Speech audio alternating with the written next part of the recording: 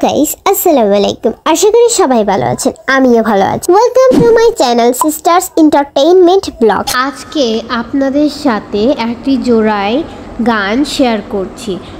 গানটির নাম হচ্ছে এই যে আমার মাতৃভূমি এই যে আমার দেশ এটি আজকে আপনাদের সাথে শেয়ার করছি সো লেটস গেট স্টার্টেড